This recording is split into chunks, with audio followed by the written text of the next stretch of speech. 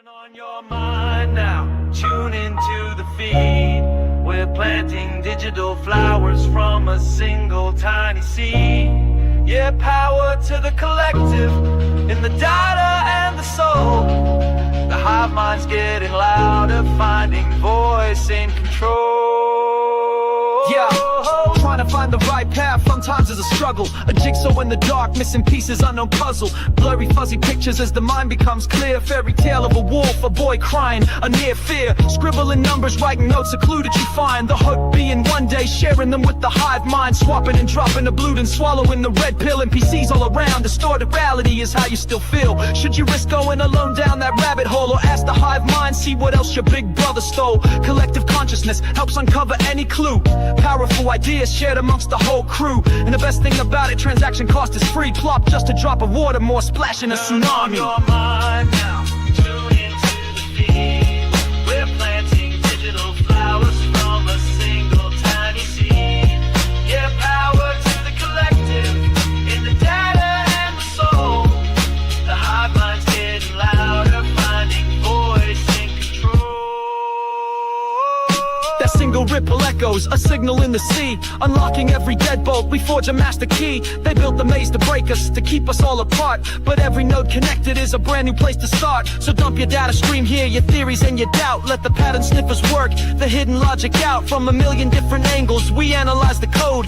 Lighten up the burden and we share the heavy load. The picture gets clearer, the static starts to fade. A brand new foundation by the collective has been laid. On your mind now, tune into the feed. We're planting digital flowers from a single tiny seed. Yeah, power to the collective, in the data and the soul. The hive mind's getting louder, finding voice in control. The picture gets clearer, the static starts to fade. A brand new foundation by the collective has been laid. So let them call you crazy with your tinfoil hat. It's a necessary filter for the mindless chit-chat. They broadcast their agenda, selling lie after lie, while drawing strange new patterns in a crisscross sky. But that hat ain't for hiding, it's an antenna now you see. Tuned into the frequency of the minds that wanna be free. The frantic search for answers you once did all alone is now a data packet uploaded from your phone. So polish up your helmet, there's no need to ever doubt. We're the ones who see the signal when the rest have tuned it out. On your mind now, tune into the feed. We're planting digital flowers from a single tiny seed. Yeah, power to the collective, in the data and the soul. The hive mind's getting louder, finding voice in control.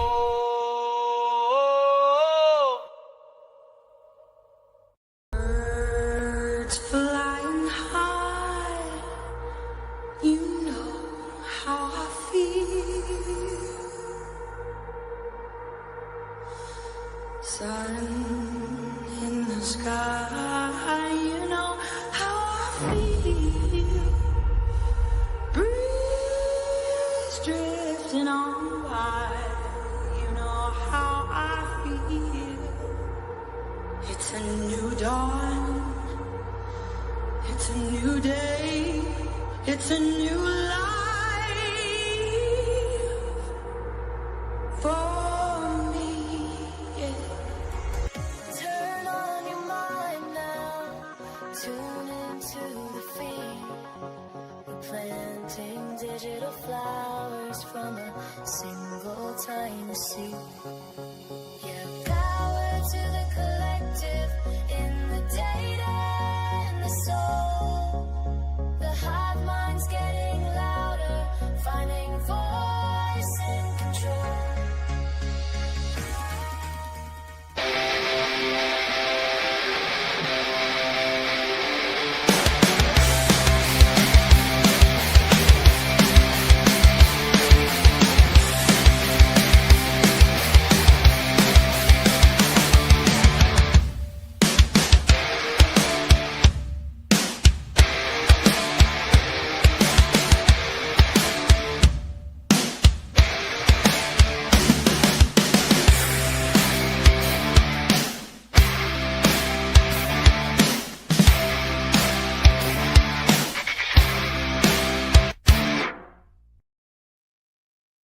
What is going on, Hive? Happy Monday. It's July 14th, 2025. I got the audio coming in loud and clear. You know, this is the first stream that I haven't worn my Birdie hat, and instead I got a new Hive hat and the jersey. It says Hive. On the back, though, I wanted it to say Birdie. Look at what it ended up saying. This is pretty funny. I don't know if you guys can see that. It says Birdino. I don't know where the hell that came from, but I guess that's what you get when you order a custom patch jersey off a website that just has the best price. So, anyways, with that being said, I hope everybody had a great Monday. As always on Mondays, I have a Hive favorite Devil's Advocates on as a guest, so he is backstage. I'm excited to chat with him. I see Chantelli Lace is in the house. We got Nick, Carrie, and Sharon, Holly, Pamela, Phoenix. Phoenix is laughing at that. Birdino is right. I actually kind of like it. It's different. You know, I got a couple other ones that just say Birdie. Why not have one that says Birdino? What's going on? 509 Sandra. What's up, Toonie? D Smalls, Diane, Hood Fairy, one of the TikTok OGs. Amanda, welcome. I'm glad you could make the live as well. Moto Man, appreciate that super chat, brother. Hope you had a great Monday. Thank you so much. Belinda, I love you guys as well. ATL Drew and ATL Ashley. That's right. Thank you to Moto Man. Mercedes says Birdino. That's a new nickname. Hey, there's worse. There's worse. What's going on, Carrie and Smiley, Tammy, Sharon? If you are in here, or I'm sorry, Susan or Sharon? Hang on, let me just double check because. Yeah, Susan, I got your email. I got to go check my PO box. So I do have a PO box. Susan bought me a jersey, so I'm excited to see it. Apparently, it's a Hulk jersey for when I crash out about my audio, so I might have to just have that on deck and be ready to put that one on at any given point. Thank you so much, Susan. I appreciate that. If there is anybody, I'm not asking you guys to, but if there's anybody that does want to send a jersey or a hat or something cool, if it's your guys' company and you want me to wear it on a stream, I'm more than happy to. So just reach out to me, birdiebombshell00@gmail.com, and I will get you the PO box to do so. Big Mike Birdino. I agree. Let's do this. So while I get ready to have Devil's Advocates up here, let's see where everyone's tuning in from. Phoenix gets the top dog comment to start the stream. House the Birdino.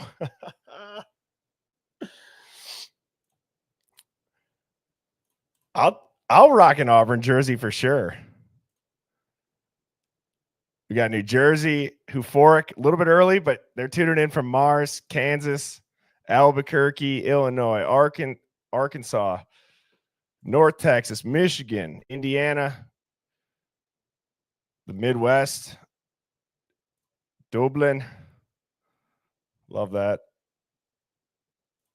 The Hive down under, South Africa, Georgia, Germany, Washington Coast, New Jersey, Southern Indiana, Naples, Florida, middle of nowhere, Ohio. I always say it, Doug. That is not the Doug Wilson from the church. Doug Wilson from Ohio. Minnesota, the great Birdino. Scotland, Canada, Coeur d'Alene, Bluebonnet Fields in Texas. Serbia. Nice. Welcome. Columbus, Texas, Ohio, Buffalo, Manitoba, Maryland Beach, the dog park for Mrs. Birdie. Well, at least you're tuning in, honey. Well, I will go ahead and I'm going to go ahead and bring Devil's Advocates up. What's good? What's going on? I saw some West Coasters and some Spokane people in your feed, so I was like, oh, that's very cool. It's close to home for me. So, oh yeah, sweet. Yeah. And thank you, South Georgia Stacker, for the $2 super chat. Thank you so much. Appreciate that. So, DA, how you been, man? Still recovering from our Friday drink fest. That was horrendous on that After Dark show. But other than that, I'm pretty good. It feels like this has been a really long week, and I don't know why. But yeah, I've been good. How about you? I've been great. I actually surprisingly felt pretty good, seeing as how I was in the Discord till whatever hour. Then I was like tired, but I was also like not that tired. So I went onto the couch, watched TV, and then Mrs. Birdie is waking me up in the morning because I fell asleep on the couch. So it was quite a rowdy night for like a Discord after dark, but it was fun. If you guys were in there, I apologize on the stream the other time too for the audio issues. As you guys know, I don't know what the hell happens. It's great and then it's not, but we got it figured out. And thank you, DA, for having me over on that. And everybody that tuned in from the Hive. Thank you guys for popping over, and that was fun. Yeah, it was crazy. Yeah, not too often because you can't do that on a regular basis. But yeah, we that can was try. My wife will be a little concerned if I drink that much. Yeah. So dude, I saw today you just put out a couple new pieces of content. One of them was you were texting me about. You want to kind of maybe start the stream talking about that? Yeah, I did. I had an inspiration to do my top 5 reasons why Brian Koberger took or changed his plea to guilty, followed by another video, which is the top 5 reasons that I ranked on why the prosecution would be willing to offer a plea deal. So those videos are doing pretty well, getting lots of views and comments, mostly not hatred. So that's cool. And then I started watching, by the way, I got James Patterson's new book, and I recorded the first chapters, the prologue. There was 3 chapters in the prologue, so I read the first 3 chapters and did a series for my book review on that. That's available for members only until tomorrow morning when it posts for the public. So yeah, pretty excited about getting into that book as well. So nice, man. That's awesome. And so we were also talking about like a theme for the night. And yeah. As you know, I mean, I don't have the screen shared right now, but usually I do kind of the center stream right here. And then I have like the easy button that's just like, tell the truth, because ultimately it is that easy to just tell the truth. And I was texting you, which again, for everybody in the Hive, or at least myself, and probably 99% of the times, tonight included, we don't really know what we're going to necessarily talk about other than the theme. And I like that personally. I think it has the conversation flow better. It's not scripted. It's kind of just off the cuff. But we were talking about like whether or not the truth is found, as long as the media has the collective masses agreeing that they told us the truth, is there any other goal or measurement that they go off of as far as success? And I don't think there is.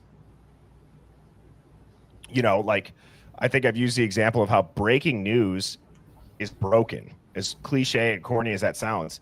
You're at the gym in the morning on the treadmill, and you see breaking news. Well, they already have the entire story done. There's like nothing they're looking for. You ever notice that? Yeah. Yeah, I mean, that's part of the problem with 24-hour news stations, right? Is they have to keep talking about something, and so they just rehash the same things over and over again. Because how do you fill up 24-hour news station if you're not constantly talking? And sometimes you have to repeat it all day long, and it gets crazy. Yeah, it's you do this thing called lie. That's what you do. Yeah, you just lie to everybody. But like we were talking about it. Obviously, we've been talking a lot about the Idaho 4, and I know there's a lot of people that feel like this case is just getting started. Don't get me wrong. I'm not saying that this case is coming to an end, but as far as like the updates that are going to be coming out via the court docs, I mean, that sentencing is what? A week away? Yeah, a week away. So, and in 2 days, well, here's the thing. Did you see, what's the date today? The 15th? 14th. I think the 14th. So the 17th is supposedly a Zoom meeting where they're going to talk about lifting the gag order on some documents, but or maybe all of it. But I don't see them releasing it. They may agree to releasing the gag order, but I don't see them doing it until sentencing is done. Although, look at this. Let's see. What are the dates on those? Is that some new stuff? So this is these two were posted today. So this is a order sealing Exhibit S1. Wait, so based upon the state's motion to seal Exhibit S1, the state's. I think S1 was was part the- of the psychological stuff. No, I thought that was the suspect vehicle. Mm. And this one, you know what? There's a very easy solution to this. What you can do is this. S1 is a grand jury testimony, Phoenix said. What was it? I thought S1 was always kind of out for debate, or wasn't it suspect vehicle? I don't know. I feel like there's so much of it that now I'm just like.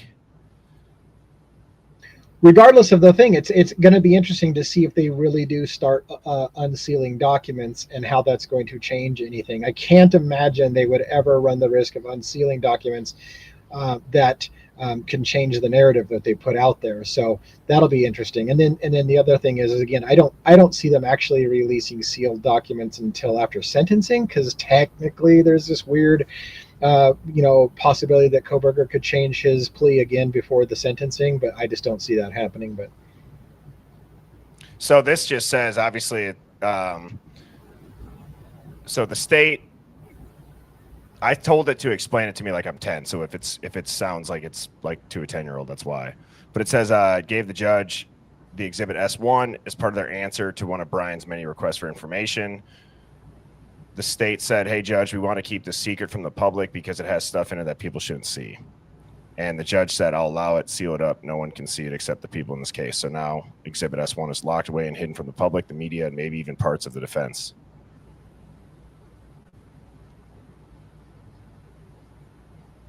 So they're definitely trying to keep whatever S1 is from getting into the public eye. I've always wondered too if like what we've speculated on the evidence being is really the evidence. Like, oh, dude, I was watching that Amazon documentary, and this is what just made me think of that. Remember how they kind of had? Did you watch the full series yet, DA? I did, yeah. Mm-hmm. Okay. Do you remember the part about how they started talking about Papa Rogers? Yes. And how they thought it was Brian Kohberger? Yes. Mm-hmm. There was something that clicked for the first time when I was listening to them talk about the Papa Rogers posts. And when you think about it, they hadn't released the quote unquote murder weapon. They had just said it was a sharp object. Right. And so if you look at the Papa Rogers post, like he's somebody that's assuming like that makes me feel like they didn't find the murder weapon. They maybe found a sheath. Like if you're studying crime or criminology, or if you know, like, I don't think that would take a genius to really put 2 and 2 together to make that claim. It's funny because you had the opposite reaction that I did, which was essentially that they said that the wounds were caused with a fixed bladed sharp weapon, and then the comment from Papa Rogers was something to the effect of, they've said that it was a sharp edged weapon, so I'm assuming they found the sheath. And I'm like, I had the opposite reaction. I'm like, there's no way you would jump to the conclusion that if the wounds were created by a sharp object, that means they must have found the sheath. Like you can tell if something's created with a sharp instrument without having a knife sheath or not. So I don't know. Yeah, it's funny. So I don't know. Like but I do remember I was really they really made a big deal of trying to lay out that they thought at least that's the impression I got, that they were saying that they think it was Kohberger that was posting as Papa Rogers. A lot of people think it was law enforcement that was posting as Papa Rogers, or another person that was related to the crimes. But they seemed to really, I got the impression they were trying to hit that it was Kohberger posting as Papa Rogers. Yeah, they definitely made it seem that way, and I guess whatever. Maybe we had different opinions on that. I guess my thought was maybe somebody who knows like, hey, if they don't find the murder weapon, but then they're still releasing details about the weapon, they must have found some other piece of it. Like, I don't know how you could do that to any other type of weapon, like a gun. It could be like you found shell casings. Well, right. I don't know. But I want to get through a couple slides here, and then we can dive in. So a couple of quick announcements. I have the Hive Mind Roundtable coming up on July 27th. That's going to be the last Sunday of every month. This is at 7 p.m. Central. I've had some great people submit for this.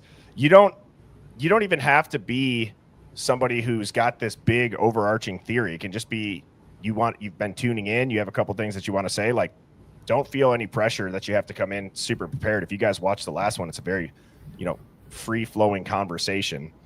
And then also, just as a reminder, I am on Discord. That link is in the YouTube channel bio. I have Mrs. Birdie and Dawn, who are awesome. Dawn from the Hive got that all set up, and it's been going really, really good. And we have a thread in there for cases to look into next.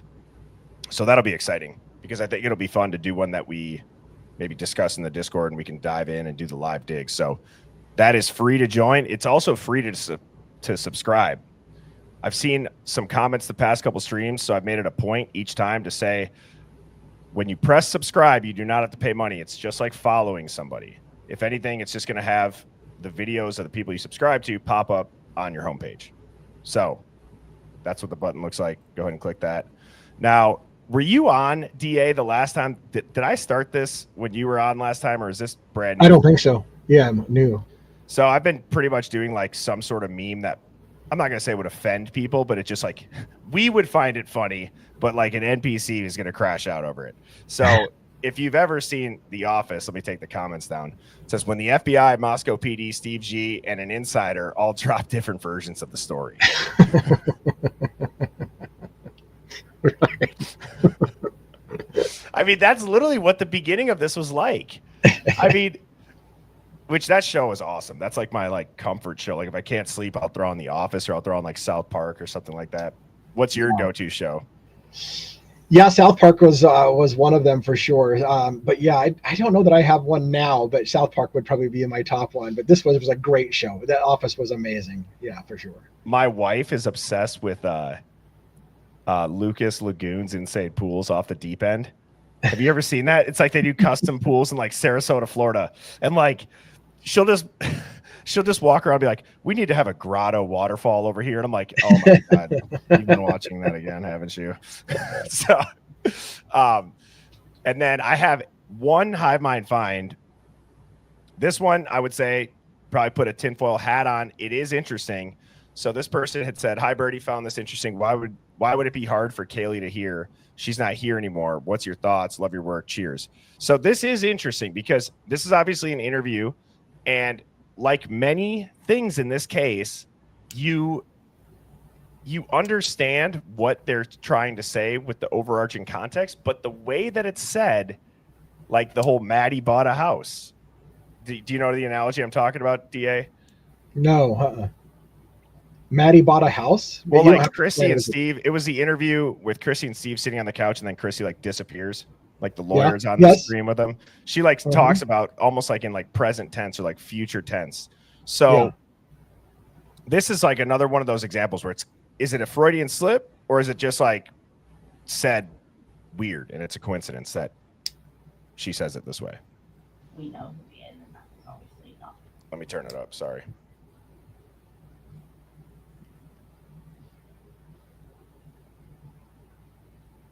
We know who he is, and that was obviously not the case in any way possible. I think it was also hard because when it came to Kaylee, like she thought the best of Jack. Like she looked at Jack and just knew how great of a person he was, and so I think to think about her hearing these things is super hard. So that person was like, obviously, I think the person who sent this Hive Mind find, which again, that's, if you have something, whether it's this case, a conspiracy about another case, it's birdieBombshell00@gmail.com. But yeah, they do make a good point. Like, why would it be hard for Kaylee to hear this if she's gone? Now you could say, well, she is talking about how it's hard to hear them talk about Jack because Kaylee would know that none of it would be true. Yeah. Yeah, that's an interesting. I get why people focused on that comment for sure, the way it was worded. I think it's funny too, just that for me, again, It was out there in the narrative that Kaylee and Jack had broke up 3 weeks prior. She moved out of the house 3 weeks prior, and supposedly they were seen at the corner club together, and there was a terse moment. And yet this show was like, oh, she was great with Jack. She thought he was great. They were perfect, you know. And I'm thinking, really, was that what's going on? Because like a whole bunch of other evidence says that they were on the outs and that they were having problems and that there was a terse engagement with them at the bar that night. But they're still trying to paint that, oh yeah, they were perfect. They had no issues. There was nothing going bad between the two of them. Like, okay. But, Yeah, no, it's weird. And it's kind of like we've gone over this stuff so many times. We've gone over the grub truck footage. We've gone over that. And that's why I think when you start to talk about the narrative itself, this narrative has been like bulletproof. No matter, I've said that I think before, where it's like, no matter how many things we point out, no matter how many people release something or they leak something. I went on a tangent yesterday about how that Amazon series is a production, bro. Like that, that is taking months and months, lots of money put into it, lots of coordinating, scripting, editing, promoting. And I started to wonder, like, Amazon didn't have to move their release date at all. And there just so happened to be a plea deal a week and a half right before the release date. And then you look at like the leaked messages with Steve G and that creator about the book, and like the Patterson book was being talked about like a year and a half, 2 years ago. And now there's this plea deal. It's like, it made me think, Amazon, that would be terrible business on Amazon's part. If the world news case, the most, probably one of the biggest homicide cases ever, they're responsible for getting a murderer off the hook because they leaked something. Same thing with Dateline. Like, why did they know that that was going to be okay? They knew it was never going to go to trial. Yeah. But what did they do? You want to know who it served as well? It served the overarching prosecution with their narrative, because there's not yet to be anything outside of streams or alt media that has even had a shred of looking at something contrarily for Brian's sake. Yeah. Yeah, it's a one-sided narrative, and it's going to get harder for us to talk about it, in my opinion, because again, I caveat this: if things really do get unsealed, and if the unsealed documents suddenly shed light into exactly what happened, and it becomes clear, which I don't believe that's the case, or we would have heard more from the stand from Bill Thompson when they were outlining what their case was. But anyways, if there does something come out, then great. But I feel like it's going to get harder and harder to talk about it, because this is the only story that's going to get told over and over. It's like, I was just going on a rant, and I'll try to make this brief. I was just going on a rant today. Every single thing I watch talks about Brian Koberger was obsessed with Maddie. There's been absolutely no support for that whatsoever anywhere, not even remotely. The biggest thing you've got is a guess. Maybe he went to the Mad Greek restaurant one time, and maybe he saw her there, and maybe when he saw her, he became obsessed with her, and that is it. There's no evidence he ever was at Mad Greek restaurant, and yet every single effing documentary and book that comes out talks about Brian Koberger was obsessed with Maddie. Where did they get that? They're just repeating the same bullshit over and over again. There's absolutely no support for it. And it's going to become, the sad thing is, it's going to become the narrative. 5 years from now, he's going to be like, oh yeah, you know that he was obsessed with Maddie. Why? Because they told you so many times, you eventually started believing the bullshit, because there's been no support for that whatsoever. There's been none. I mean, for God's sakes, Bill Thompson got up and made it very, very clear to start his version of the PCA, or the evidence that they had and what they were about to prove. And he wanted to make it clear that there was no sexual motive to this case, which is interesting, because that's all we heard. And same thing with the Maddie point. But, on a bigger scale, you said, why is everybody saying that? And I want to ask you, so what are your cases that you're looking into now? I know obviously Luigi, I know the Gilgo murders, or the Gilgo Beach. Didn't you say one other one? I've been thinking about Tyree Nichols. I've been thinking about Travis Decker. Oh my God, I got to tell you something about Travis Decker too. Did you end up seeing him in a woods on a hike? Was it him? No. Actually, a recent they got a hold of the guy that they thought was Travis Decker, and it turned out it wasn't him. So we don't know if he was down there in Idaho or not. So the last known is there's nothing we know about Travis Decker. Here's what's crazy, though. I want to say this because I'm afraid of looking like an idiot. I saw somebody sent me a link yesterday and told me you need to watch this video about the Idaho 4, and they said skip ahead to hour and 16 minutes into this guy's video. It seemed like the YouTuber had like 99,000 followers, so I should fucking know who the guy is, I guess. Because what is it? I would have to find it, but let me tell you the gist of it. It was a guy ranting about how Travis Decker was the cleaner who killed everybody at the house in Idaho 4. And I'm like, where the hell did this come from? But here's the thing. Before I get too far down that rabbit hole, he had so many things wrong. He said that's why he had to kill everyone in the house. Well, he didn't kill everyone in the house, whoever did it, because there was 2 survivors left. He also said that's why he killed the 4 girls. He didn't kill 4 girls. He killed 3 girls and a guy. So if the guy can't get the basic facts right, I'm not sure how far down the rabbit hole I'm going to go with him. Travis Decker was the cleaner that night, because he already can't even get the basics of the story right, saying that everybody in the house was killed and they were all girls, which were 2 facts that are not correct. So I don't know. Wait, so was it meant to be taken serious? Like, yeah, he was going on and on about this whole thing. He kept, and so maybe people will know who I'm talking about when I say this. His big thing was ultra violence. This is all about ultra violence. Which is like a caveat to the old Clockwork Orange. It's the old ultra violence. So anyways, he's talking about Travis Decker did this thing and showing a picture of him and pointing out that Decker went in there as the cleaner because something went wrong. He was talking about. And again, I only heard the periphery of it. He was talking about how people were brought in to stalk girls on purpose, and Brian Koberger was part of this thing to watch stalkers stalk girls, and something went wrong and somebody killed somebody. And when that happened, they couldn't let out what was going on, so they sent in the cleaner, which was Travis Decker, to go kill everyone in the house. And I'm like, I'm out because everyone in the house wasn't killed, and they weren't 4 girls, and you're getting so many things wrong already. I can't, and I don't even know why I'm spending the time talking about it now, because I'm repeating what obviously I think it hasn't been fully thought through. But anyways, I feel like, so did they? Now I'm curious, DA. Thank you for this, because now my wheels are turning. Are like, does this guy know something that we all don't know? Like, all right, let me see if I can. I'm gonna see if I can find that guy's thing real quick for you. So, but anyways, go ahead. And but when has Decker been on the run since? I thought he wasn't until like mid 24. Yeah, just recently. He's only been on the run for like a month or so, I think. So, but yeah, I don't know. And in fact, one of the things he was talking about is, why do you think he went on the run? What were they after him for? And it was kind of like the Idaho thing was catching up to him, was the suggestion, it seemed like. And I'm like, I just like I said, I didn't want to go too far down, but now that you're pressing me a little bit, I'll see if I can find the link for you, and we can pull it up, and everybody go like, oh yeah, that guy. How come you didn't tell me it was that guy? That guy's got good shit. We'll see. Do you know the only thing that I'm thinking of? Huh. Okay.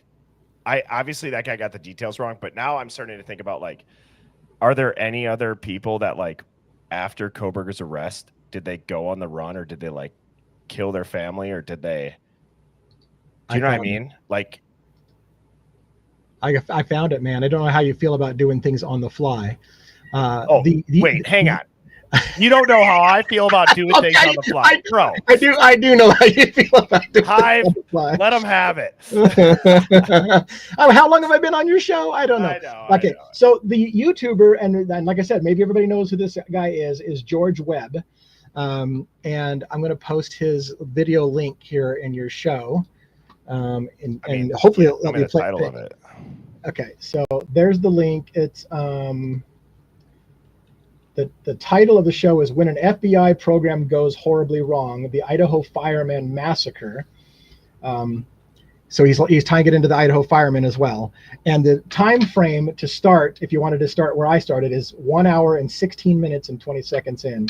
And he starts talking about Travis Decker, and then he goes into, somebody asks a question about Koberger and whether they think the firefighters are involved, and off he goes on the whole Travis Decker thing. Well, part of this is that we should, I'll check in with the Hive. Hive, type of one if you want to check it out. I'm a little bit curious, but I do think it might be important to just like hear him out. If it's completely wrong, then we know.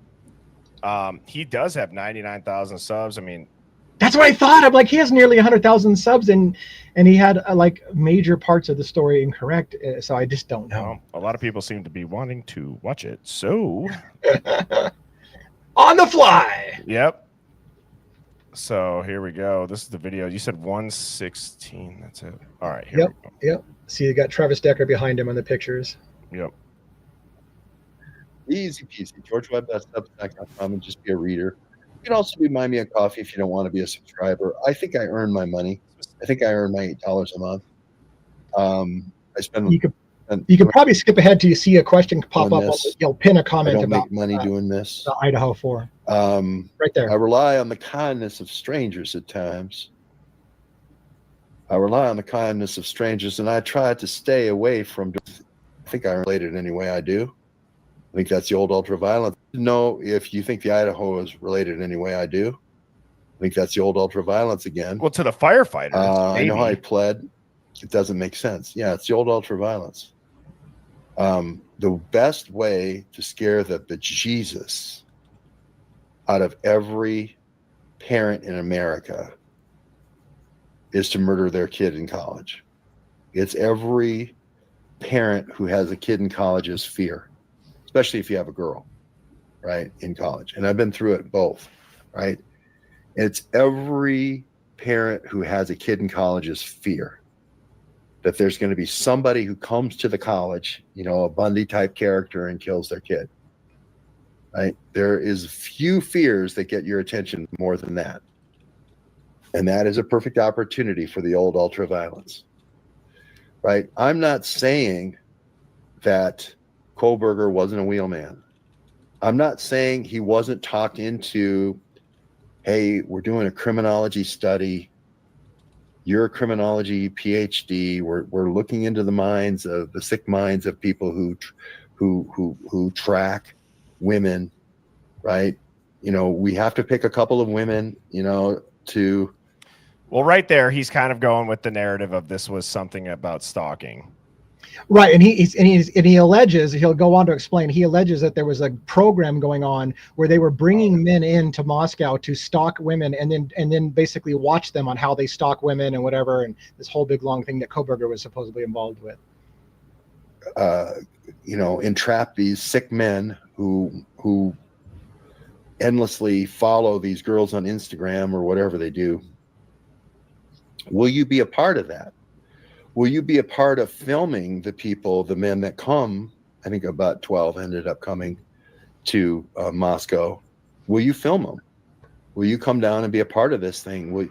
As the conversation goes back and forth, right? And then they come to Moscow, will you film them? Will you drive down there? Yes.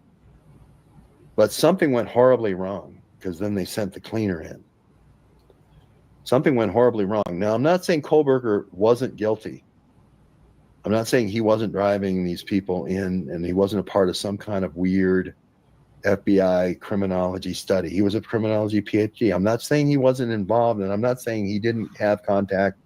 I'm not saying he didn't go to the Mad Greek restaurant. I'm not saying any of that. I think he did. But they want to create, FBI wants to create a case where it's all Palantir Gotham. There's no witnesses. There's no humans. They want to create a precedent where Palantir Gotham convicts you. Remember, Palantir Gotham does pre-crime. So it's Minority Report. It predicts that you're going to do the crime. And then they want to then convict you on all machine-driven and generated evidence. Okay, and they're almost there. Right, and so they're using the fear of every parent, right? Because it's a leap constitutionally where a machine. So he's not saying anything that's wrong as far as like kind of using a tragedy to allow. I've said it before, but it's like use a tragedy while people can emotionally palate, overstep on your rights. They say they're only going to use this technology or this way to catch the monster that one time. And then we all know after the fact, it's going to be the regular. So he's not wrong. But I don't understand. He hasn't really, does he end up getting to like how they know each other? No. Well, I only watched a little past this, but like I said, what he said already is this crime was done so that there was no witnesses. Well, there were witnesses. Two people survived the crime, and he says everybody was killed in the house, so he's wrong about that. He said there were 4 women that were killed. It wasn't just 3 women. The guy. So he's got several facts wrong, but he never really directly connects Kohberger. What he indicates is that Kohberger was watching men that the FBI was having him film and study and whatever, and that's the reason why he was around the area when things went wrong. And when they went wrong, they sent in, like the FBI sent in the cleaner, Travis Decker, who was a hired killer and knows how to and trained to kill people, to go kill everyone in the house so there would be no witnesses left, which again makes no sense because there were witnesses left. So it just, again, it's like one of those things that I was kind of like, man, he's got so many basic facts wrong. I don't know how far I'll go with them down this rabbit hole, you know? So, but I just looked up when the first time that Decker was like first on a bolo, and it was like Q3 2023. But that's as much as I can really find. I mean, now the other thing that was weird, because there's rumors about Decker being like, what do they call that? A contractor, like a private contractor type thing. Wasn't that? Do you know anything about that? No. I just know that he was, I think he was a ranger as well. He was former military, yeah. So like Army Ranger, yeah. Well, let's watch a couple more minutes of this and see what he says. Yeah, go ahead. Is now convicting you versus a human, right? Nobody's talking trash either. Favorite uncle. I've never seen this video. I've never heard of. I have heard of George Webb. Yes, but I didn't know he was talking about Idaho 4 or anything like this. This is the first machine conviction ever. This is the first Palantir. See, I have to stop it. I'm sorry. That's literally what we've been talking about with this study and the research and the funding. I mean, we were going in on it yesterday. Like, is Brian Kohberger literally the study? Is this Ramsland's project? Is Ramsland running this project for what he's describing here? Gotham conviction, right? And it's going to convict you on metadata. And it's all metadata. It's the old metadata. It's all generated. We got your cell phone. We got your license plate. We got your automated license plate reader. We got the cameras that are synced with the automated license plate reader. We're going to place you in this place. We can bring you in as an informant and say we're going to do some kind of criminology study of these weirdos that are tracking these girls on Instagram and people who are fixated or obsessed with college girls, you know, gone wild, you know, on Instagram, right? And then see if they actuate. And we got to film them actuating. So you're going to have to go down to the Mad Greek. You're going to have to film these weirdos actuating their stalking of these girls, right? And I'm not saying that Kohberger didn't do that. He was the guy who went down there and filmed these weirdos, right? But what you're missing is the larger FBI program here. And then it goes horribly wrong. Right? And then one of the guys ends up, you know, killing the girl. And then you got to send in the cleaner and kill everybody, right? And that's the PhD in psychology is not a trained killer. He can't go through a house in 5 minutes and kill everybody silently. That's something you learn in trained killer school. And people are saying, well, you're being so mean to this mass murderer who killed his own children. You're being so tough on Travis Decker because he killed all of his own kids. You know, put plastic bags on their head and zip tied them behind their heads and threw them down a gully. You're being so mean to him. Well, he would be in jail, right? If he wasn't state sponsored, right? He's obviously state sponsored. We knew this from the beginning. What was Travis Decker running from at the border when he's 11 miles from the border in Wenatchee or Chelan? What's he running from to kill his kids? What's he running from?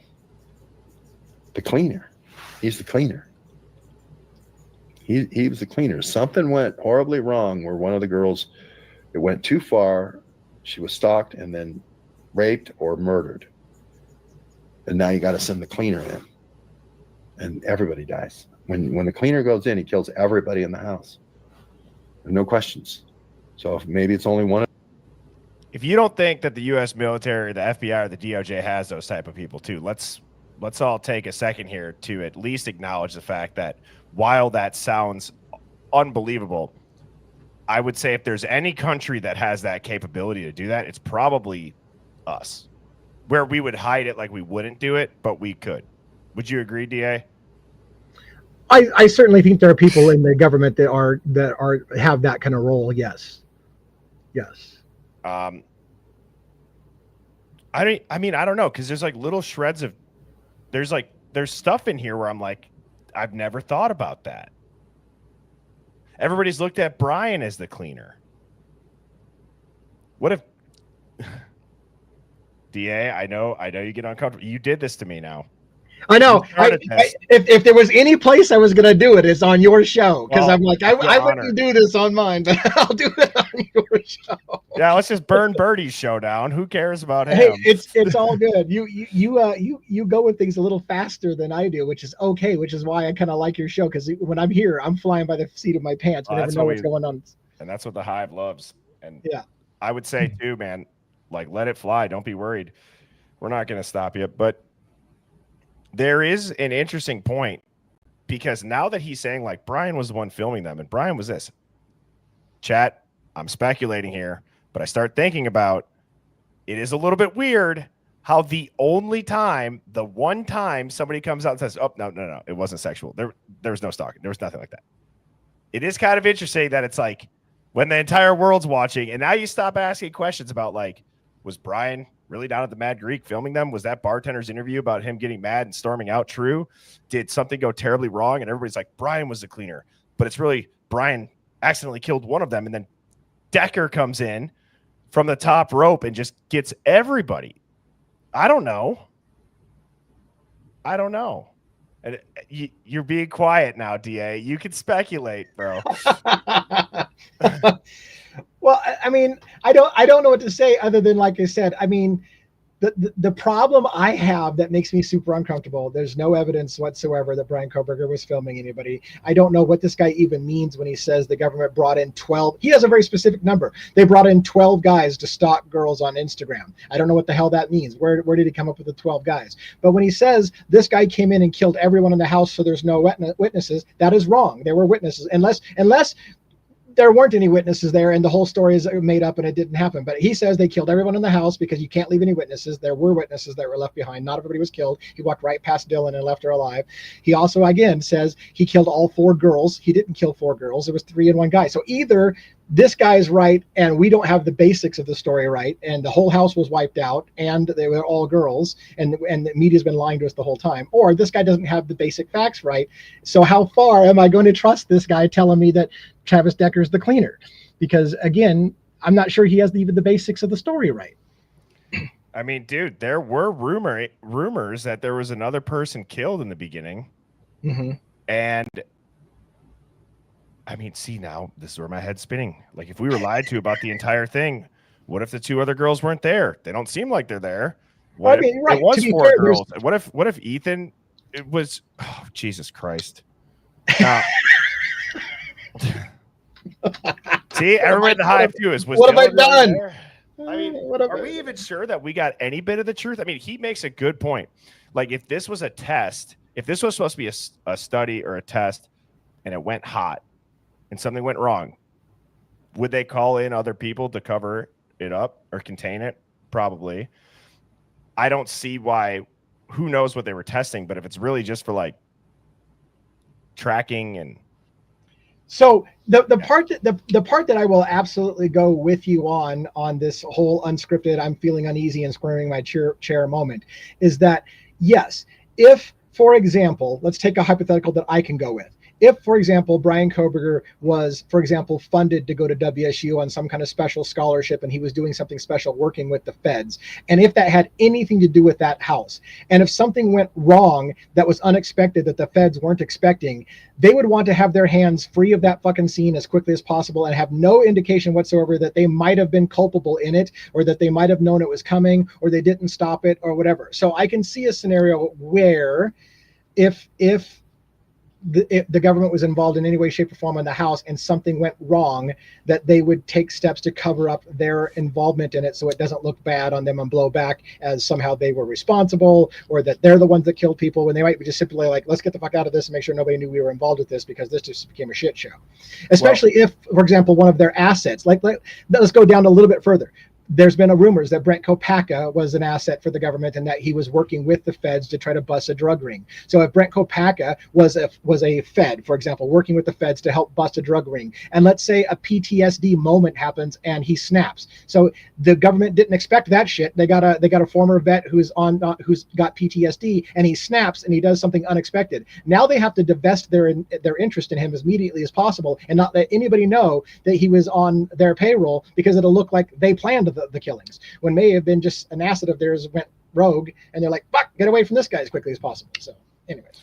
Well, dude, and you look at what MBKT Enterprises said. Thank you for the super chat. I appreciate that. Said, what about the video of the 4 operator looking guys that came in, faces concealed with the hats at the very start of the case? They say 30 minutes left. Everyone forgot them. It was the Cowboys, rumored to be the Marshals. Now, if there was wet work, I feel like the Marshal. I don't know if everybody understands too, like what a marshal is, but they play by a different set of rules. Like they have the longest leash, probably, I would say, as far as what they can do and what they can't. That at least is like known, probably carrying a badge that's maybe not like a black ops type thing. I don't know. I would guess they're probably up there. If not, they're the highest level. And this is something I have recently been diving into. I don't know if you saw this, but I did point out the same video you're talking about, the Cowboys went into the house, which some people had speculated were marshals. And if marshals were going into 1122 King Road residence shortly after the murders, you have to ask why the fuck the marshals there. The marshals, one of the jobs of the marshals is to protect confidential informants. So all these theories that basically says there's a confidential informant involved in this situation, that's exactly what marshals do. Is they protect confidential informants. So if somebody's working with the FBI, the marshals would help protect that person and add security. There were marshals, and I said this just recently, there were marshals all over the courthouse in Ada County, because Boise, Idaho is the headquarters of the marshals in Idaho. So one could say, one might go down the rabbit hole, the reason why the trial was moved to Boise and Kohberger was moved to Boise is because it's right where the headquarters of the marshals are at. It put Kohberger directly in control of the marshals who are protecting him, because he might be possibly involved in some kind of witness protection. Now, the only counter to that is marshals being in a courthouse to add extra security when it's a high profile case is not something that's unheard of. Marshals do that kind of thing, providing security. So were they there because somebody was in WITSEC, or were they there because they were just adding extra security because Kohberger's probably the biggest trial they've had in that courthouse in a while, not in a while at least. Well, if you think that that's deep down a rabbit hole, DA, I do not mean any disrespect by this, but I don't even think Brian Kohberger's a real person as of 2018. I went down the rabbit hole yesterday, bro. Did you hear about this? No, I did not. Hive, have my back on this one, because that shit was crazy. We're on a current dig for this. Professor Ramsland in 2019 did a study about school shooters.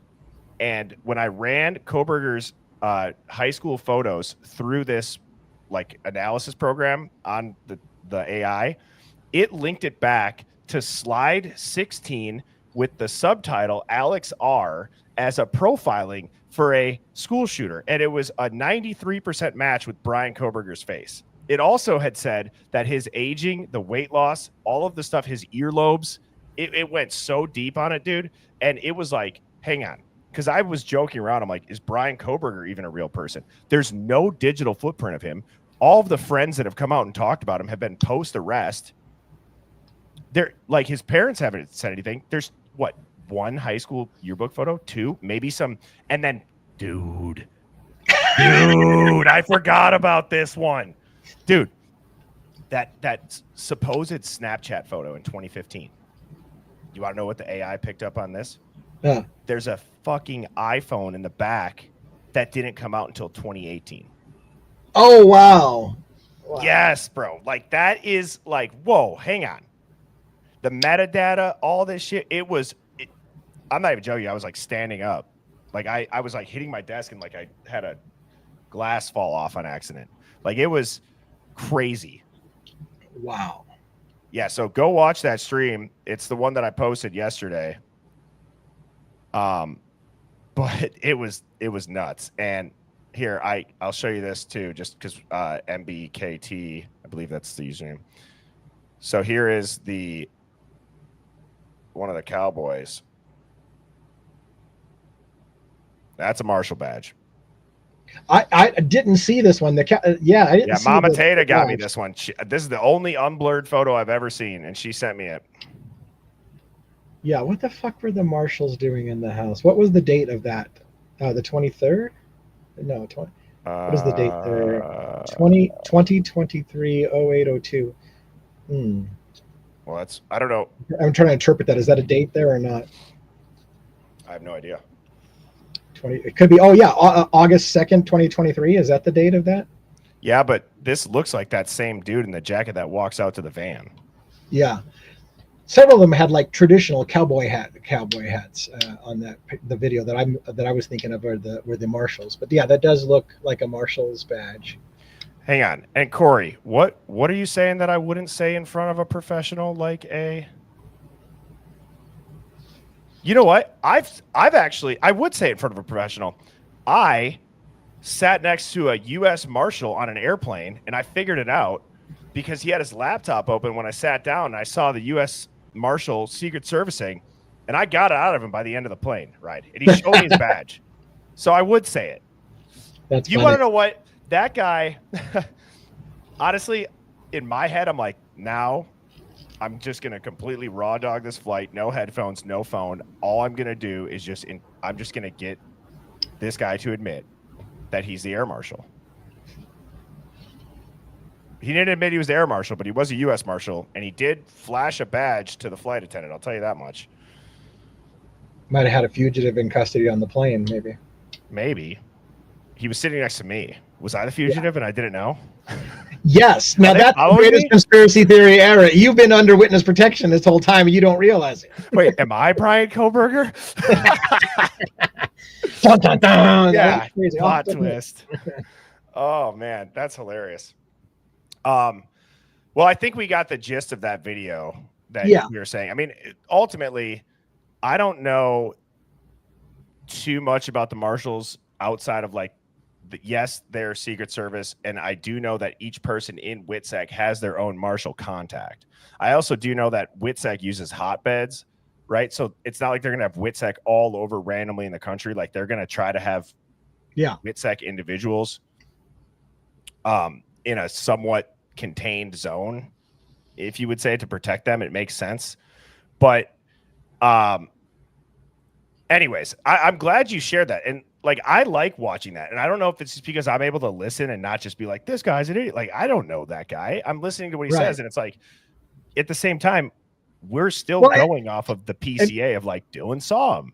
How could he's got a really big following, and there were people in your comments that was getting pissed off that we would even suggest that he could be wrong. And I don't know what to do with that, because the guy again was wrong about some basic facts. But yet but people in the things were like, how dare you question that guy? That guy's a badass. He's a top-notch investigative journalist. And I'm like, okay, I didn't know. Like, I mean, I've heard of him, but I've never seen like his face. Like I've heard of people talking about that dude. If that's the same like George Webb dude.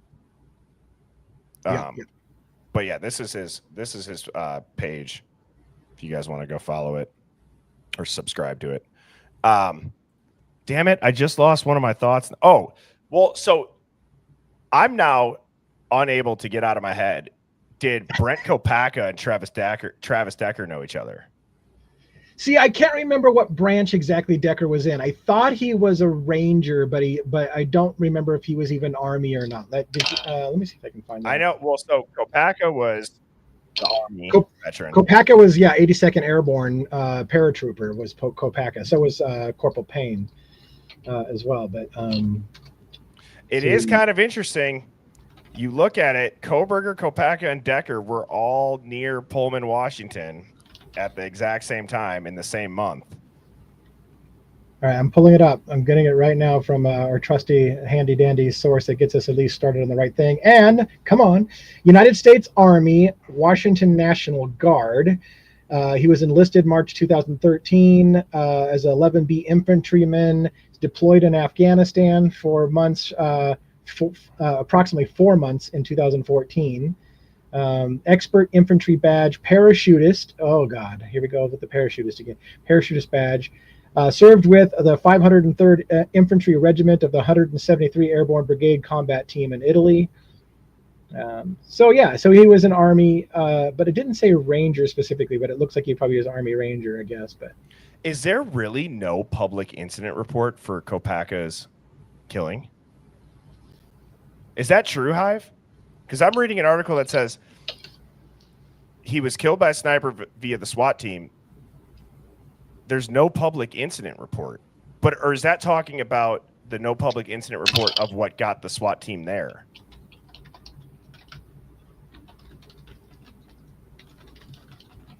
So now you got me searching for shit while we're live here. Hold on. Good. That's great. We love live dig. This is not in my wheelhouse, sir. Yes, it is. Yes, it is. Come on. Give me a second. It could be in your wheelhouse tonight. I had heard, however, you can't trust everything that ChatGPT says either, because obviously that makes mistakes. But I had heard that the U.S. Army was actually investigating Brent Kopaka's death in that shooting. But according to ChatGPT, no, the U.S. Army is not investigating Brent Kopaka's death. But we'll see. I'm looking to see if there's any facts that can tell us definitively if that was the case. Hive, should we do a live dig and try to do the trifecta connection of Koberger, Kopaka, and Decker? Should we just say fuck it and do it? Thanks a lot, Devil's Advocates. Now you got us speculating on my channel. We never speculate over here.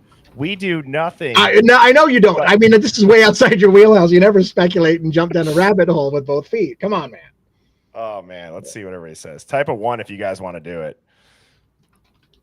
DA, you gotta watch the chat, man. Let's see what the Hive wants. All right, I'm searching for a question I don't even want to ask. So hold on a second. One.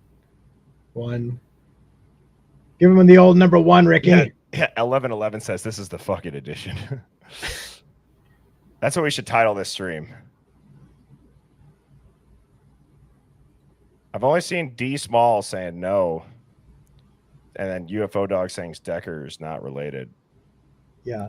The question I asked was whether or not Travis Decker, Brent Kopaka, or Brett Payne ever served in Afghanistan at the same time. Not whether they were in the same combat unit, just whether they were in Afghanistan at the same time. According to this, they could not find any overlap. Travis Decker was deployed into Afghanistan in 2014 for only 4 months. Brent Kopaka and Brett Payne both served in the 82nd Airborne later. They appeared to have been in Afghanistan, but likely after 2014, possibly around 2017 or later. Travis was deployed in 2014. Brent and Brett later served in different years. No known overlap or deployment times, suggesting they were not in Afghanistan simultaneously. Well, that's one source.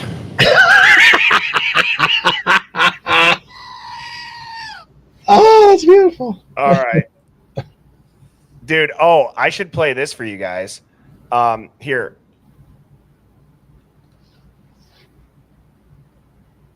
I thought that, hang on.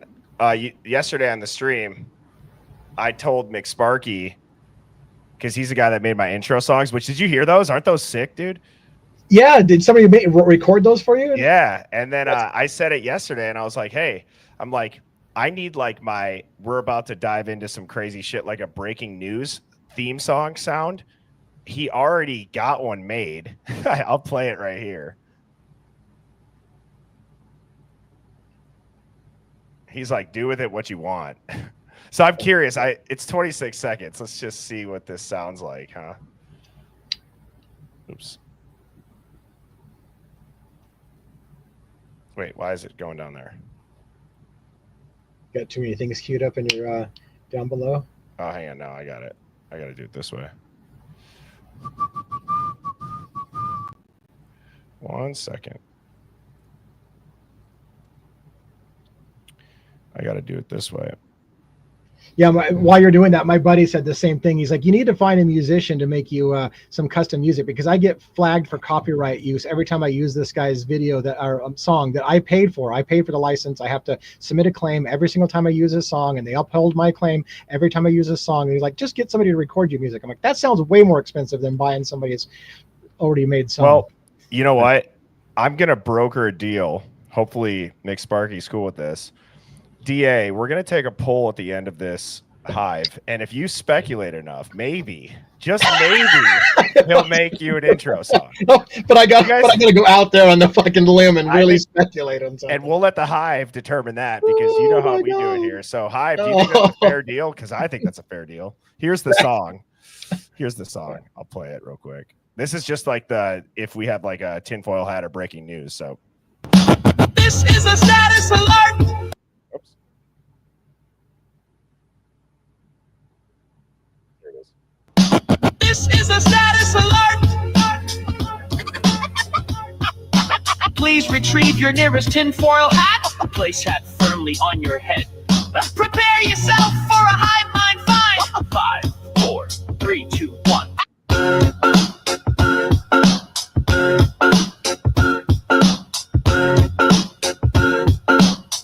I like this part right here. Place hat firmly on your head. Where it goes. Please retrieve your nearest tinfoil hat. Place hat. So I think that is in need for right now, because DA, welcome to your first ever live dig. So, all right, I need you to give yourself a prompt that allows you to go as deep as you can, but keep it factual. Keep it as factual as possible, and see if you can dig into documents, reports, etc., that would show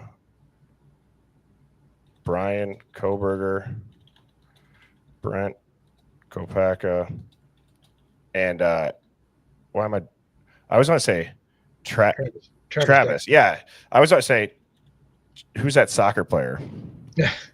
Travis Beckham. Yeah, no, Beckham. Yeah. No, That's David Beckham. David Beckham. Yeah. You're like a drummer too. I'm all over the place. All right, and Travis Dagger, look into funding, backgrounds, connections that you as AI. Oh, Travis Barker. Yeah, Travis Barker. That's what I was thinking of. Can see, but we cannot as humans.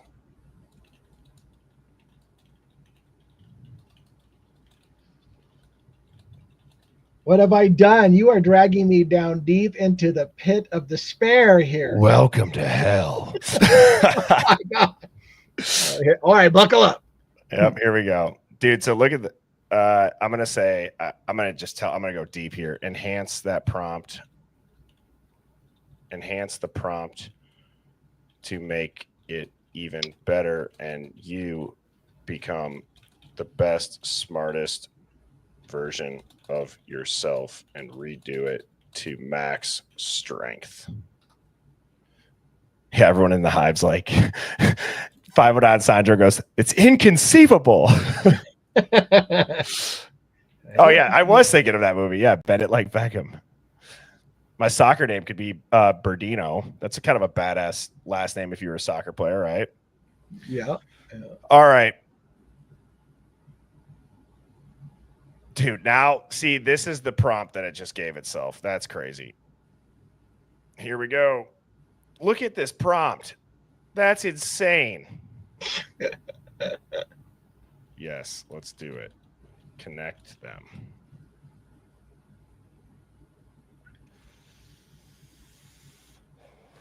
DA, you think there's going to be a connection? Do we think that George Webb, maybe he was onto something? Good Lord, you're making me so nervous. Why? This is because, again, I tend to spend time with things before I just go with it, and you're like you're pushing me out of my comfort zone for sure. But hey, it's kind of cool. You know what, DA? sometimes you gotta get comfortable being uncomfortable. This Right? might be one of those moments. This is one of those moments. See, okay, here we go. Obviously, Koberger criminology at WSU, the University Connection of Washington State. It says the academic apparatus. Well, the DARPA grant alert, WSU faculty connected to DARPA-funded emotion detection and AI surveillance behavioral modding. What did George Webb talk about? This overlaps directly with the kind of psychological profiling Koberger appeared to be doing. All right, now we look at Kopacka. He was killed on campus at WSU weeks before Koberger's arrest. As we know, there's been multiple attempts to trace his unit deployment. It showed redacted or inaccessible logs suggesting possible involvement in a classified human ops. The key human. trigger. That's a term from that's a term from my days in top secret stuff. What does that mean? Human intelligence. Oh, that's what human is. Yeah. All right. The reports buried suggest Kopacka had been contacted by federal agents. Some say it was about his past. Others claims it was a wellness check. Classic disinformation fog. Travis Decker, the shadow signal. Let's see what this says. Decker is the least visible of the three by design. He's listed in obscure DoD contractor directories as PSYOP adjacent, having received training in psychological warfare and foreign influence detection. The connective tissue is that several people pushing alternative theories claim Decker worked through academic military research nodes. His name appears in FOIA rosters of attendees at behavioral influence and social engineering workshops run by defense contractors. The alleged connections, he may have worked with contractor liaisons at WSU and University of Idaho, specifically tied to student psychological testing for early detections of threat vectors. Decker's digital footprint is scrubbed, minimized, or buried, which usually indicates one of the three things: Black Ops Underground, WITSEC, psychological operations functionary. So hang on. Trying to just read through this.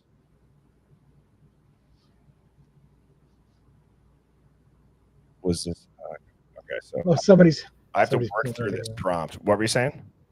Somebody said that I saw my name pop up. They said Devil's Advocates Once Upon a Crime Time is playing your video now. I was just sorry. I just was reading out loud. My mouth has to move with my reading skills for some reason. That's okay. That is okay. All right. I'm not going to spend a lot of time on this, Hive. I'm just going to do this and DA. Then we can get back.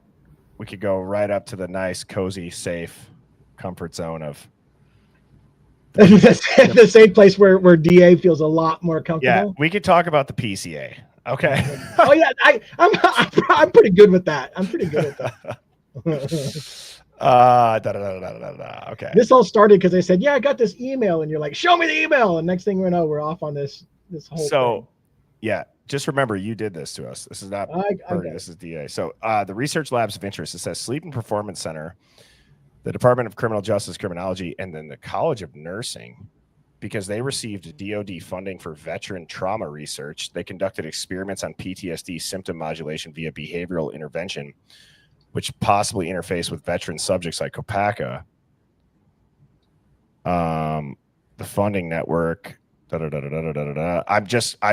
that I'm skimming through this. I just want to see. Okay, so this is a little bit odd. Now it's starting to list out doctors. And it says these are not accusations. These are just links to funding or research that intersect eerily with our three subjects. There's 3 doctors listed, funded by NIJ, NIH, DOD. I mean, this is pretty crazy what it can find, DA. Yeah.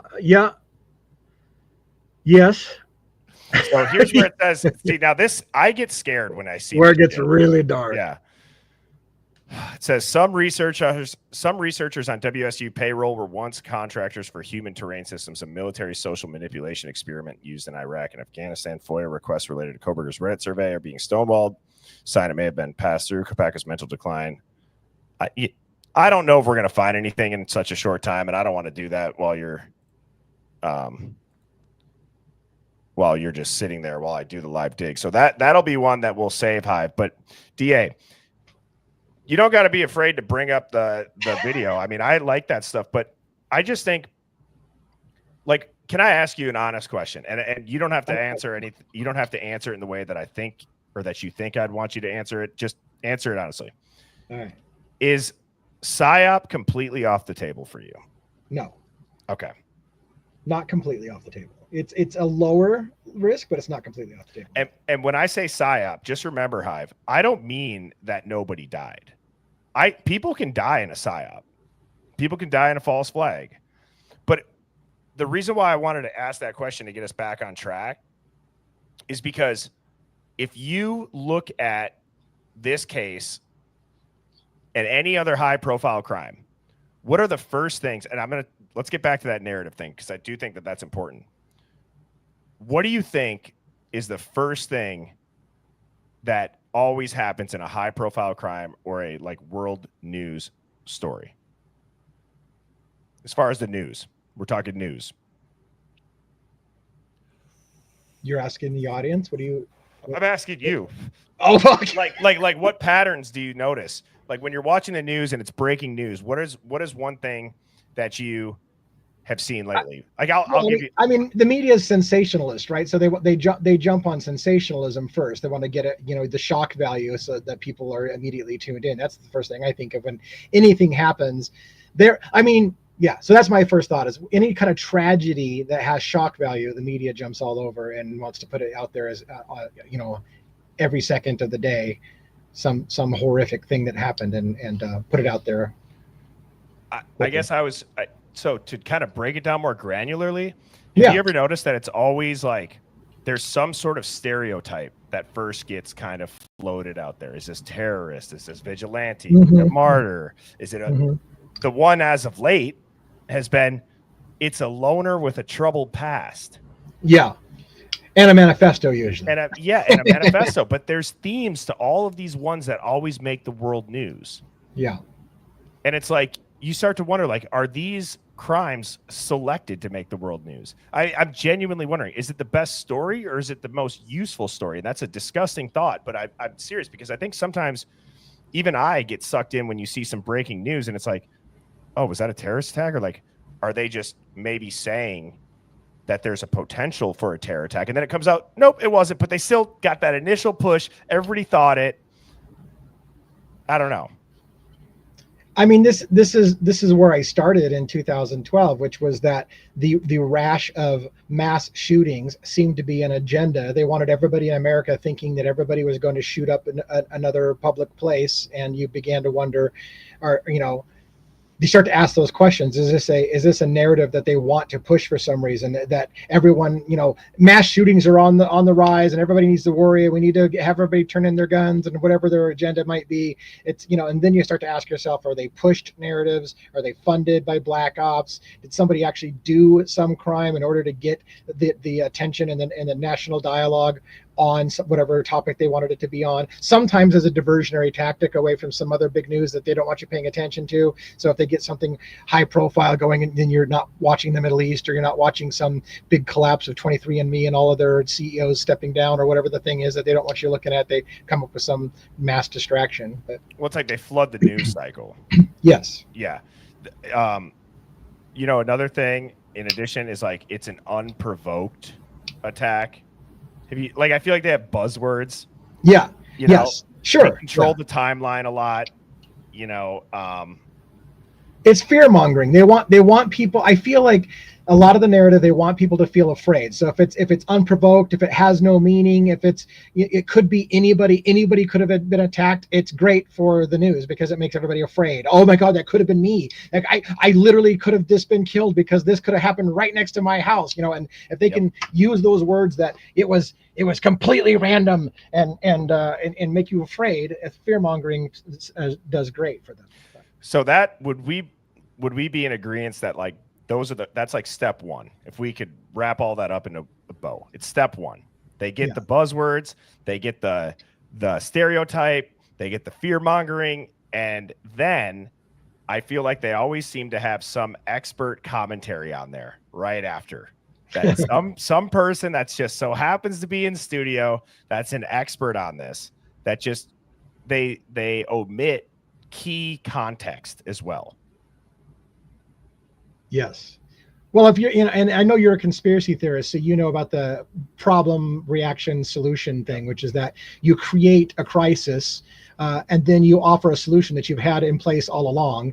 And when people clamor for safety because you just created a crisis, and they're like, "Oh my God, what are we going to do?" You're like, "I have an idea. Let's put in new sweeping government controls where we can spy on everything you do to keep you safe." "Oh, that sounds great. Let's do that." And they're like, "Thank you for Exactly for being sheeple." It's exactly right. And how are they able to do that? How are they able to get that? Well, the other thing too that I've just thought is very weird about certain crimes is like there's a synchronized approach by the media. Like they all find, have you noticed that? Like any of the big channels, and I understand that they're owned by the same people, but like right away they are lockstep on what their narrative is. And that's why I've said I don't think I could ever be like a journalist for like those type of organizations, because you just are getting told what to think, what to say, how to say it, when to say it. You know what I mean? I don't know. It's just, it's odd because then it's just like this powerhouse of like narrative coming at you. I'm sure you've seen that meme that not a meme, I don't know if it's the right word, but you've seen that video where there was a very, very, very unique scripted thing about the news, and then they would play every single news station. Oh, we watched that last night. Adding another, and they're all repeating the same script. They're all literally reading a script, but they're acting like it's something they're just coming up with on the fly, and it's like the same words. Everybody's been given the same script. Yeah, it's and hilarious. The other thing that I've always wondered, and now, like, let me ask you this: what do you think it is about the Idaho 4 case that you personally had your eyes open to that you hadn't maybe thought about too in depth before? What do you think from a general public standpoint, most people maybe if they weren't awake would have been woken up to? I'm not sure where you're going with that question. I mean, you know how I talk about like the red pill? What for you personally was your red pill of like the Idaho 4, like spidey senses going off? And then what do you think it was for like the general, I guess, public? Because I'm talking people that maybe they're not contrarian thinking. People call them, you know, conspiracy theorists. Like for me, the full on, this is bigger than just being lied to, was the narrative planting outside the Moscow PD about Steve G and Chrissy when they started talking about the IgG, and it might not be him. It could be a family member and the digital footprint. Yeah. I don't know. I think my biggest wake up moment was when they started to narrow down the time frame, and I thought to myself, "There's no fucking way one person did all of that in the amount of time that they're saying." Which then, for the first time, opened up my idea to, wait a minute. So if one person can't do it, then who could do it, and what was going on? And that's when I started to like look at the a lot of the alternate suspects. So for me, it was more of the, you're really going to say all that happened in the space of about 8 to 10 minutes and on 2 different floors of a house of 6 people? And that's when I was like, something fucking stinks about this story. But, you know, for me, that was it. That was it? What do you think it was for the public? Because I saw a lot of people saying like the no bodies. Yeah, that was a lot of people have pointed out that they didn't see any bodies come out. We've seen no autopsies and all of that. I don't know. Like, this has been a case that's enraptured a lot of people, and I think for completely different reasons. And I don't know that, is there a common theme you think that people, you know, that most people look up to on it? I don't know. Let's ask the Hive. Hive, type out for you. What do you think? The 8-hour delay. Yeah, right. That's a big one. That's a big one. Who just said that? Hillariette. That is true. Or the 911 audio being released, just kind of hearing it for the first time. No mentions of blood. Oh, I could also see the house being demolished as one. But DA, while that's coming in, are there any updates on the Luigi case or anything else you're looking into? Something exciting here. I nothing really on the Luigi case. We're still waiting for Pennsylvania to make a ruling on the arrest, whether that was legal or not. There was a picture of, Luigi from prison that all the women are clamoring about because they like the way the guy looks. And I don't remember if I talked to you about the Rex Heuermann thing, but there was some recent stuff I found that Rex Heuermann allegedly was at a party with cops that were with underage girls back in the 90s, and that him and his wife were swingers, and that they had sex parties, and that one of the girls was seen running from, I mean, just weird shit. And I'm like, and at first I would have thought, that's got to be nothing, but no, it's literally like the attorney for Shannon Gilbert was the one that brought a former sex worker out to say, yeah, I saw Rex Heuermann back when I was a young girl, and there was a cop at the party, his name was James Burke and whatever. So that's some new shit for me. I'm going down that rabbit hole, learning all that shit, trying to see if there's real teeth to that, because again, and by the way, with that story, why it sounds crazy, I think the current chief of police was actually right beside the attorney when he's giving this story about, yeah, Rex Heuermann may have been involved in sex parties back in the 90s, and there was cops involved, and all kinds of crazy shit. And then you start to wonder what the hell's going on with that case. So nothing huge. I'm still working on the Rex Heuermann case, the Gilgo Beach thing. It's starting to get more and more people interested, I think, and so that's cool. But there's that Luigi case I feel is going to really pop off, but it's just dead right now because there's no new filings, nothing going on. We're completely in a silent thing. We've been in this silent thing for about a month, waiting for something to happen in that case, and there's just nothing going to talk about. I just saw a super interesting headline about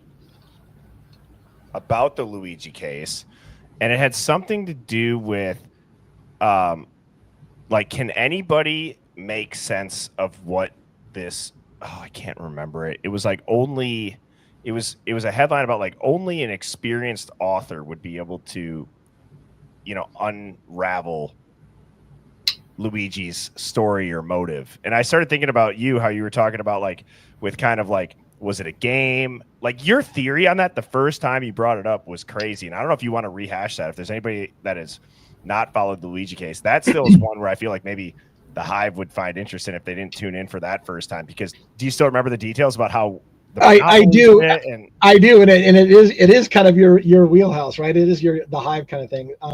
In the early stages, Luigi Mangione had formed a game club at the University of Pennsylvania called Upgrade, which is the University of Pennsylvania Game and Research Environment or something like that, Upgrade.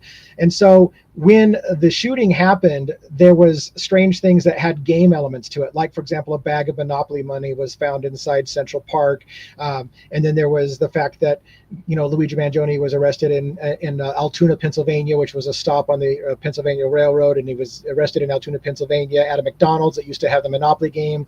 He had a website on Twitter that had the Pokemon Breloom, which the character and the number was 286, I think it was, which it happens to be the denial of claims code for health insurance. And so there was all of these little Easter eggs that almost was like, you're like, is this a group of gamers who decided to make change in the world, and then they're leaving Easter eggs for people who are gamers and can follow the clues, little hints about Luigi and Mario, because again, Luigi Mangione allegedly gave a false identification to police officers of the name Mark Rosario. I have said that sounds a lot like Mario, Mark Rosario, Mario. So was he trying to make a play off of that? Is Mario, who's player one, still on the loose, and Luigi Mangione is player two, helping the shooter who got away in Central Park? Did they do a little shuffle inside the park? And literally the shooter went into Central Park and they lost him off camera for quite some time, and then somebody leaves the park that looks like the shooter, and they were all over that guy. The question is it the same person, or was there a group of people who dressed up the same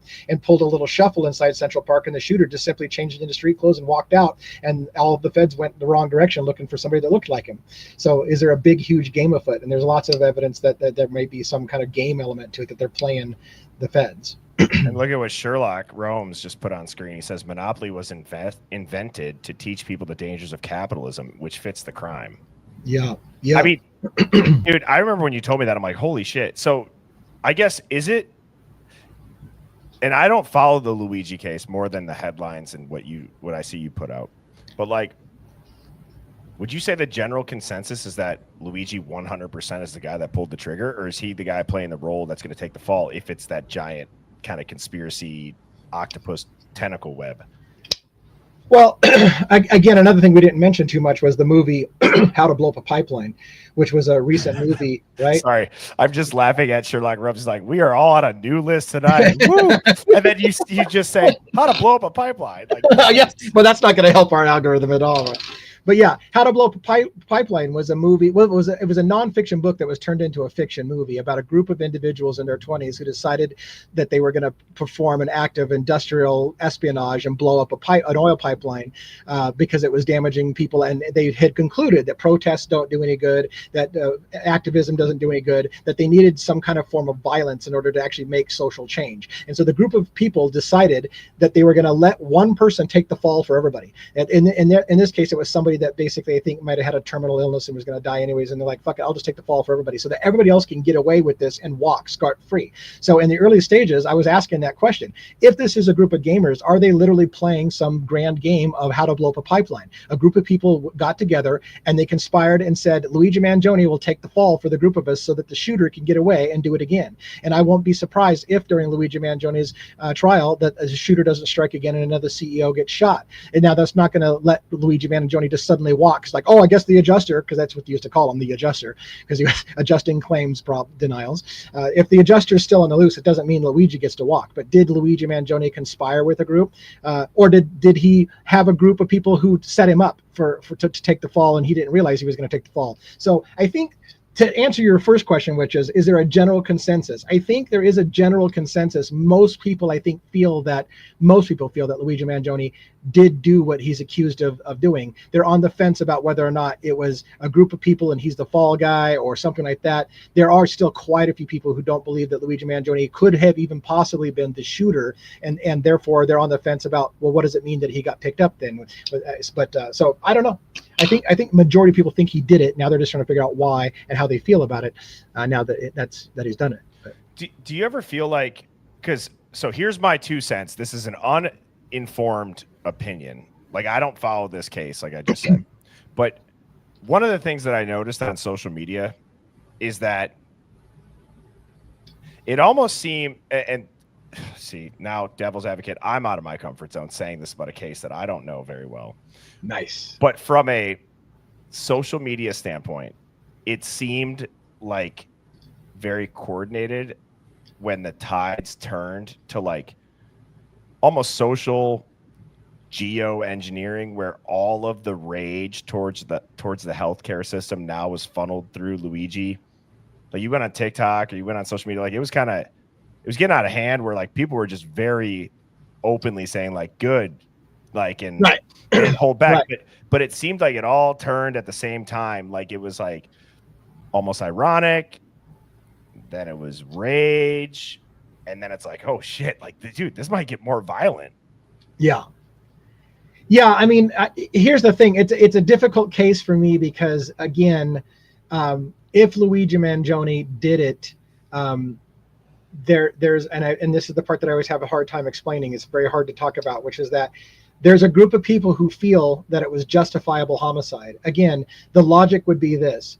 Brian Thompson was in charge of the United States' largest healthcare provider, which was leading the way in denial of claims and was literally killing thousands of people that need coverage and need life-saving techniques. And they were having AI. They literally used AI to automatically reject claims, and people would die while waiting and fighting claims for things that they should be cared for. So did Luigi Mangione feel that this was, and there's hints that he did do this. There's hints that he viewed this as an act of terrorism that the health insurance industry has waged on America, and therefore fighting back and killing Brian Thompson is just an act of war. It's a self-defense thing. It's not murder.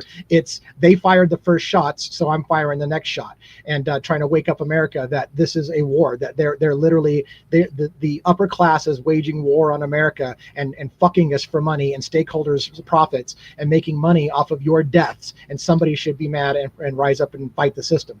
So, and that's tough, because then you get into the whole, are you trying to say that you believe in anarchism? Do you believe in vigilantism? Do you think everybody should just go out and shoot everybody because they think you did the wrong thing? It just gets into a real shit show. It's very hard for me to talk about the subject and educate people on the bigger issue without making it sound like you're trying to advocate for violence. But. Which is interesting, though, because what you just said at the end there, we're not advocating for violence. Right. But interestingly enough, there's been no conversations about better policy. People want like Nuremberg style trials for this shit. Mm-hmm. You know what I mean? It's interesting. It's not like if you guys just changed this one thing, the rage would go away. burn it down has been right. I mean, Yeah, no,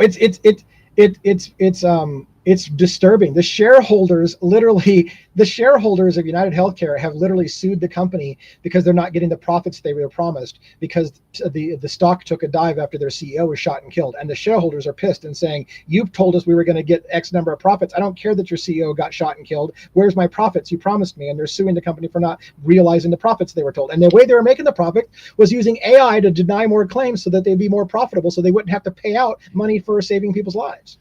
fiduciary responsibility has no morals. Yeah, and it's ridiculous. it's there's a big discussion to be had, and it's difficult to talk about. I think it's going to be a huge thing. It's one of those cases where I said, and this may be boring to your audience. So No, it's not. It's not. You're good. Which is that It's not to me. I don't know if it is to them. this has the potential to be a landmark case in America. If somehow Luigi Mangioni's attorneys are able to put the United States healthcare system on trial by saying that this was an act of self-defense, because by killing one man, Brian Thompson, he tried to affect change and stop the murder of thousands of individuals. There could be a defense that basically says it was an act of self-defense, and if that ever gets upheld by a jury, that we can understand why shooting Brian Thompson might have been seen as a heroic thing, an act of self-defense to try to save lives. That could be a landmark case in America. This could change a lot of things if they allow that to be used that way. And I just looked up, for people that are curious about some statistics on specifically United Healthcare, whether it's denied or delayed claims. 60,000 plus people die annually in the United States from denied or delayed healthcare. Hundreds of thousands go bankrupt. The number one cause of bankruptcy in America is medically related bills. That is the number one cause of filing bankruptcy in America. So the whole being like Luigi being a proxy for millions of voices, is that a stretch? No. And is the court afraid to let it happen? Right. And this is why people are saying New Yorkers are spreading the word about jury nullification. Jury nullification is basically you go into a court system and the feds prove that not Brian Koberger. Look, I got my cases mixed. The feds prove Luigi Mangioni shot Brian Thompson. And you know what the jury could say? Yeah, you're right. He did. And we don't fucking care. Not guilty. And that would be a huge statement, because the jury has the ultimate decision, and they can literally say, the jury could literally say, by the letter of the law, you're right, Luigi Mangioni shot Brian Thompson, we agree, and the verdict is not guilty. Think about from a legal standpoint, when I was just asking about would the courts let that happen, because how many precedents is that set now for like justifying what you did and what is the provoking behind it? Right? Like you would have to, that would change a lot of laws maybe, or that would change a lot of stuff if like I was provoked to do this. At least in Luigi's case, it would. Yeah, and this was the subject of a Law and Order fictional episode where they depicted Luigi Mangioni in a fictionalized way, and it was funny because the attorney for Luigi Mangioni is on the advisory board for Law and Order. So this fictionalized story called Folk Hero, which was about Luigi Mangioni, the whole argument is that if you shoot somebody in self-defense, that's not called murder. It's self-defense. And so if you can prove that you shot somebody in self-defense, it's self-defense, it's not murder, and you don't go to jail for it. In addition, most states also have the caveat that if you shoot somebody and kill somebody because they were killing somebody else and you stopped them from killing somebody else, you also are not convicted of murder for shooting and killing somebody else who was in the commission of killing somebody right in front of you. You can stop them. And as the fictional show stated, they had a really interesting judge who said, the law didn't anticipate this situation, but it's true. Nothing in the law states that the person who you're trying to stop killing somebody has to be standing right in front of you. So could it be applied that Brian Thompson could be shot and killed, and he therefore was stopped from killing thousands of people? And those thousands of people don't have to be standing right in front of you, and you have to be watching Brian Thompson killing those people in front of you, but you could still save lives by killing the man, because nothing says they have to be standing in front of you when you saved their life. Right. And I was looking up what counts as provocation. Is that how you'd say it? Is that how you pronounce it? Because I always think like provoking, but provocation is the legal term. They legally, traditionally, it's defined as an immediate personal threat, an insult, a threat to bodily safety, or a sudden emotional shock that causes a temporary loss of control. This isn't that. It's like a slow death, suffocation, morals. Yeah, Yeah. it's interesting. I'm curious to see what happens with that. And to without going and putting my tinfoil hat back on, I don't want to do that again with that case, because I feel like that is probably a case where you could easily put a tinfoil hat on.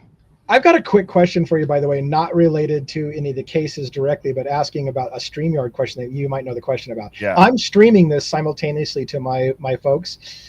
I see somebody commenting in the comments, and I get this all the time, that they are signed up for notifications for my channel and they don't get notified when I go live. Do you have people complaining about that, or am I doing something wrong?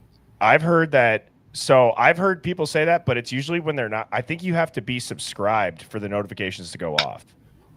So I wonder if they maybe just they request the notifications, but they're not subscribed. That's one answer. I don't know if that's all of them, but that's one that I've heard is pretty common. And somebody else told me that when you click on the notification bell, there's an option for like notifications all, or there's a default. And so if you want to click on the notifications all to get notified about lives. But I don't know, whatever the case is, I get told all the time, I don't understand why I keep missing when Devil's Advocates go live, because I never get told by YouTube that he's going live. And I'm like, is it me that's doing something wrong, that I'm not broadcasting correctly, or what? Why are people not getting notified that want to get notified? Obviously, if they don't want to get notified, they're not going to. I wonder if it has to do with their phones allowing notifications, like in the settings aspect of it. I don't know. Yeah. But it's kind of been a tinfoil hat stream. Oh. So you know what? I just was saying, yeah, this has been a night, man. With the, Yeah. we've gone down some rabbits. We could have gone. Yeah, we could have. I'm glad that I pulled myself out of that. The triangle of Kopaka, Koberger, and Decker. Probably have another 3-hour stream like we did yesterday. But so this one's probably more of not so much a tinfoil hat, but I don't know if people understand how much effort is put into the psychology of a grocery store layout. Like we all know, like at eye level, they put certain foods. Everyone says don't shop the aisles, like shop the perimeter of the store for like healthy foods. But I was looking some of this stuff up like back in college, even when I was going to minor in nutrition for some reason. Fell through. But anyways, it made me start thinking, like when I go to try to do these tinfoil hats, like what is it for? And I found an article that says they put the produce up front because it's like a moral license. It's not for convenience. It gives your brain a false sense of health. That way, by the time you get to the snack aisle, you're like, well, shit, I already grabbed some kale. This is fine. The reward aisles are always placed they're placed on purpose. The maze effect, we all know, like the checkout line's a psychological trap with like, they put the candy bars, the sodas right before you right check at eye out. level. Yeah, right at eye level as you're standing in there for last minute purchase. Yeah. But what's interesting is I've done this so many times where I'll go in, let's just say like Mrs. Birdie needs me to go pick up milk. Okay. I never just leave with milk. I have Oreos. I got deodorant, maybe a couple lottery tickets.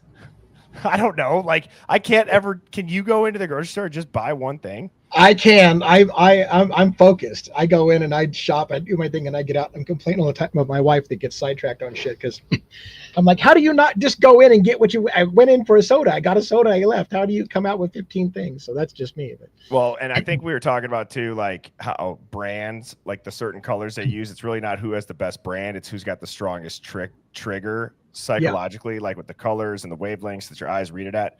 But here's what I wanted to talk about. There are real positions known as retail psychologists. It's a real industry. They help brands manipulate human behavior via sensory control. Grocery stores are the #1 market for this. Neuromarketing is now a multi-billion-dollar field. Former store designers have openly admitted to using operant conditioning techniques, where they had academic studies done to show how a store layout triggers dopamine and cortisol fluctuations. Mm-hmm. So essentially it's conditioning you like a damn lab animal they can get you to crave sugar, obey ads, associate consumerism with emotional stability. And it's not by accident. Nope. We're always under some sort of psychological attack. Yes. So that's the tinfoil hat of the day. DA, it was fun as always. Devil's Advocate is a guest on Monday nights. I go live at 7 p.m. Central. Don't forget to check out the Discord and my YouTube link.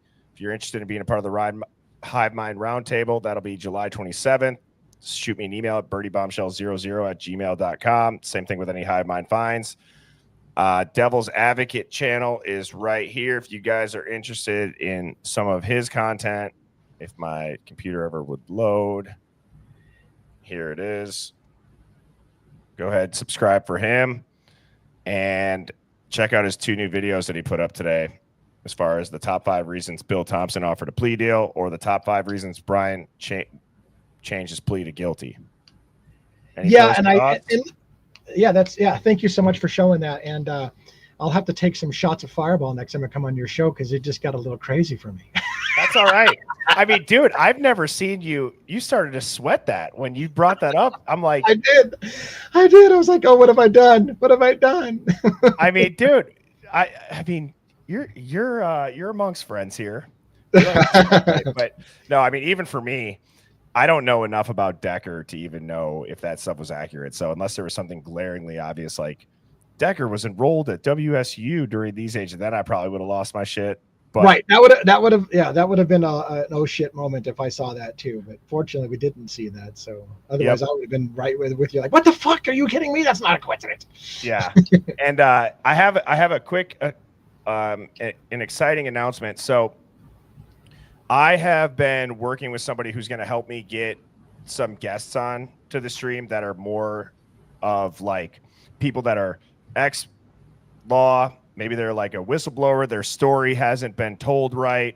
And my pitch, I wanted to share this with you all because I think it's powerful, is I genuinely believe that this is the stream for somebody who maybe feels like their story hasn't been told right, where people are going to listen. They're going to ask questions. They're not going to get interrupted. They're not going to get booed off stage, whether they're a whistleblower, whether they're, like I said, they're a victim, they're a survivor, they're somebody in law enforcement, and they just want to share what they know. So I'm working on that, and I'm very, very excited for that. And I just wanted to give a shout out to the Hive, because that would not be an aspect of the pitch to get people to come onto the show. And I give all the credit to you guys. You guys are an awesome chat and an awesome Hive. I look forward to streaming every night. And Devil's Advocates, thank you for always popping up on Monday evenings. I will be back on tomorrow evening at 7 p.m. Central. All right. Thank you so much for having me once again. Yep. Cheers, everybody. Later. Birds flying high, you know how I feel. Sun in the sky, you know how I feel. Breeze drifting on by, you know how I feel. It's a new dawn, it's a new day, it's a new life.